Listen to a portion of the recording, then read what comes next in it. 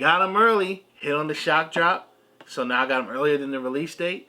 It allows me to let y'all see them, and y'all can figure out if y'all want this iconic sneaker just like I did.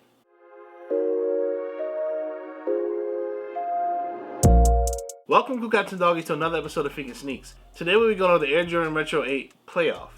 Playoffs? If you're new to the channel, make sure you like and subscribe and turn on that notification bell to catch all the content we have on this channel. At the end of the video, make sure to leave a comment below if you bang with it. I got a story for this one, but I'm just happy I got him. The story's gonna be stupid. Y'all gonna be like, yo, is he really with this? And make sure to check me out on all social media platforms like Instagram, Twitter, Snapchat, Facebook, TikTok. I'm out here. But let's hop into the review of this nice, clean shoe. Now, we only have one pair of 8s in the house, which is a damn shame, okay? And that is Tiffany's Aqua 8s, Women Aqua 8s, right there, executive producers. That shoe does not come out in the size 13, so I don't own a pair, and I don't have regular Aquas, but I love 8s. If you're not familiar with Jordan 8s, let's open up the shoe first. Box right here, different box than we usually have, like not a Jordan 1 or a Dunk or SB. I want different boxes. I love boxes. I know a lot of people, I know this is crooked in the back, but hey, listen, even if I had a storage, I wouldn't throw away my boxes. I love boxes. Air Jordan 8 Retro, black, true red, white. Size 13. You know how I do. I got him again. And it feels so good. Because I was on my bull back in the day. Listen, the shoe in this box, I had a DS pair. And I did some goofy, nutty stuff. And then I didn't have it. So now, I'm happy again. Top off the cool. Like a Mario Cooper. Then you see the paper, even though this is like that wax paper. And then once you get past your paper, you're greeted with, this is my first time taking them out the box, y'all. All I've seen is pictures. All I've seen is pictures. But this is one of those bulky shoes. I like bulky old retro sneakers. Blame it on the childhood. As you can see, this is the Playoff 8s. Now, I said that I had this shoe back in the day in high school. 2007? Yeah, 2007. I actually had Aquas, which is my favorite 8 of all time. And I had Playoffs. But see, back in the day, when we didn't have a lot of money, I used to do some finessing. I used to do some wild stuff. I used to basically bet every single thing I did. So I used to bet 21 Skunk Madden. If you lose, you got to double up. Well, one day, one of my best friends played me in Madden, and he skunked me, which I can't believe I'm saying on camera. And I owed him 2 pairs of shoes. I just can't believe that ever happened. I think I gave him my Cactus 1 foam posits. Yeah. I mean, I'm a man of my word. They lose, they pay up. I had to pay up.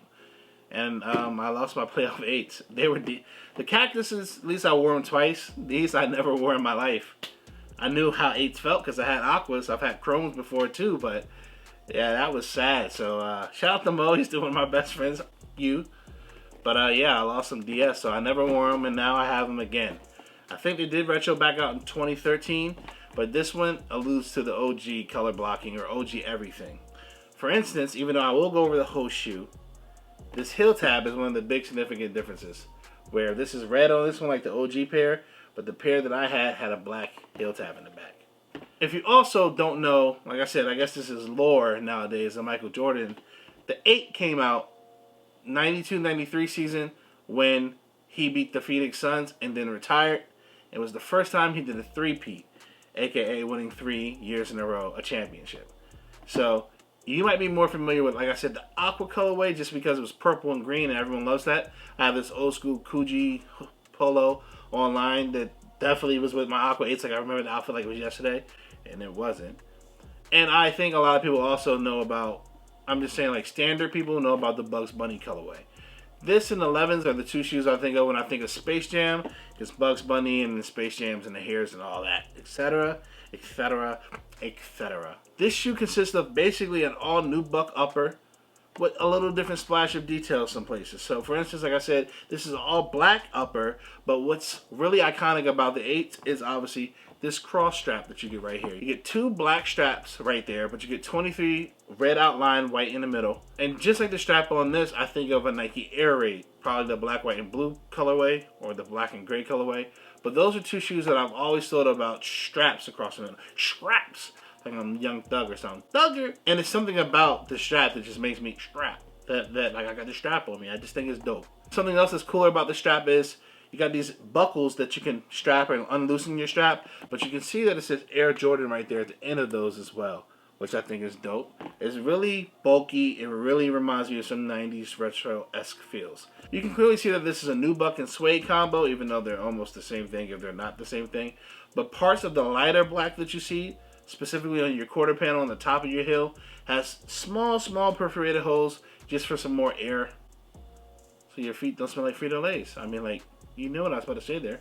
No Frito-Lays out here. I always thought that something should have been here where these holes are near your collar and your heel, but it is what it is. You have the same material on your tongue that you got on the Chambray 7s. If you haven't peeped that video, go peep that. But because the 90s love Chanel, you have Chanel, like fur or whatnot, right here on your tongue tag, as well as a bright red Jumpman right there. To make it very retro, you can see on the back of your tongue, you have some like 90s vintage stuff right there. I really don't know what I don't know. It's like when you walk to New York or Philly, you can see what's hip, what's cool.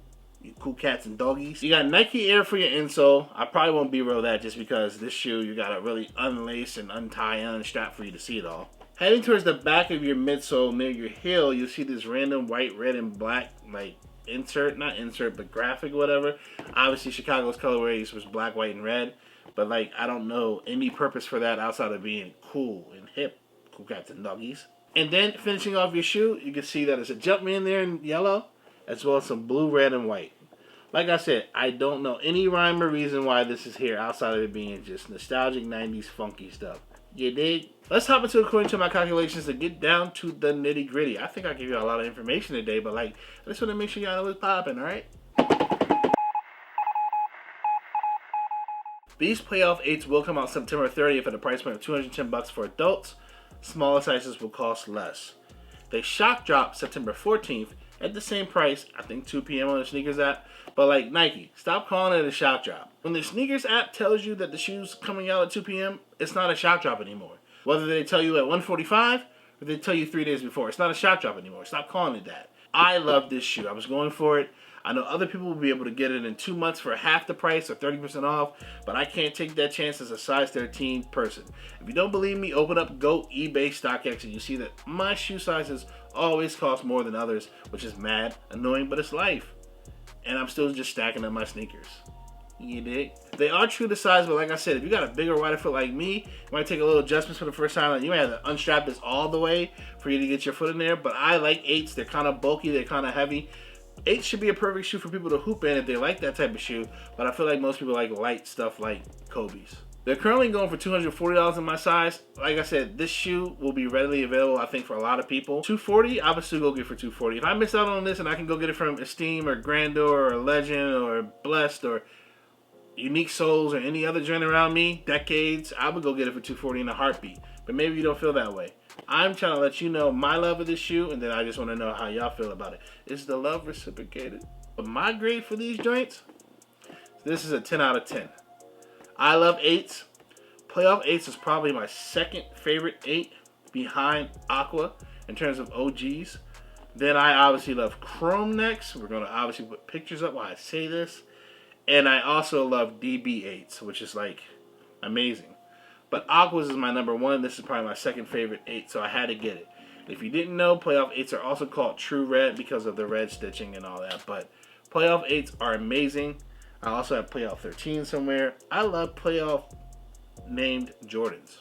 Let me know how you feel about these. Until the next video, I'm going to holler at you. But we got them early. I'm telling y'all, it's so weird. I can come out with a great shoe that no one has on YouTube, give a great story with the best B-roll, and that gets no views. Bye-bye.